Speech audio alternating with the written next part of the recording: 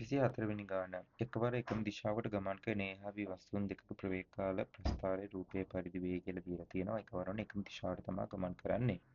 B රථය නිශ්චල වෙනවා සමග A රථය B රථය පසු කරයි නම් ආරම්භයේ B රථය A රථයට සාපේක්ෂව පසුපසින් සිටින දුර ප්‍රමාණය වන්නේ කියලා අපෙන් අහලා තියෙනවා. B රථය නිශ්චල වෙනවා සමගම කියලා තියෙනවා A රථය Bව පසු කරනවා කියලා. ආරම්භයේදී B රථය A රථයට සාපේක්ෂව පිටුපසින් සිටින දුර වන්නේ කියලා අපෙන් අහලා තියෙනවා. හරි. එතනදී අපිට දීලා තියෙනවා ප්‍රස්ථාර දෙක දෙන්නගෙන් ප්‍රවේග කාල ප්‍රස්ථාරය. එතකොට මෙතන දීලා තියෙනවා P කෙනෙක් කෙනා නිශ්චල වෙනවා සමගම ඒ කියන්නේ මෙන්න මේ පොයින්ට් එකනේ A කෙනෙක් කෙනා තමන්ව පහු කරන් යනවා කියලා දීලා තියෙනවා.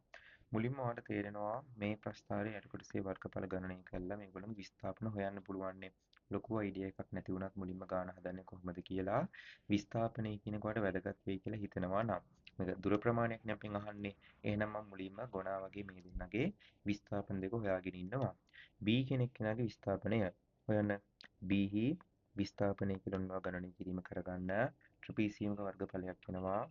භාගයේ වතාවක් සමාන්තර පාද දෙක එකතුව 16යි 8යි. ගුණ කරනවා ඒ දෙක අතර පරතරය 5යි. 16යි 8යි ගත්තා 24යි දෙකෙන් බෙදුවම 12යි 12 5 60යි කියලා එනවා මීටර වලින්. ඊළඟට A කියන එක්කෙනාගේ වර්ගඵලය ගත්තී මේ ඔක්කොමනේ. එයාට යටින් මේ ඔක්කොම තියෙනවා. එතකොට මේ සියල්ල වල ගන්න වෙන්නේ A කියන එක්කෙනාගේ වර්ගඵලයේ විදිහට. එයාගේ වර්ගඵලය ගත්තී මම ලේසියට පළවෙනි ඍජුකෝණාශ්‍රාකාර කොටසට දෙවෙනි ට්‍රපීසියම් කොටස එකතු කරන්න. මට එහෙම ලේසියි කියලා හිතෙනවා. එතකොට පළවෙනි ඍජුකෝණාශ්‍රාකාර කොටසේ වර්ගඵලය ගත්තී මේ ටික පහළ ටික 8යි. උස 15යි. ධන දෙවෙනි ට්‍රපීසියම් ආකාරයේ ගද්දී සමාන්තර පාද දෙක එකතුව 19යි 15යි.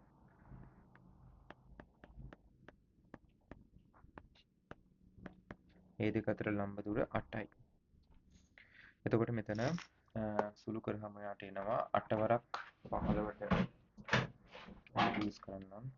කම්බිනේෂන් කරන්න.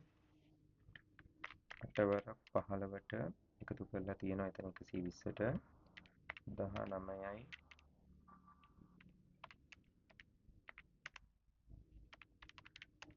256ක් කියලා එනවා.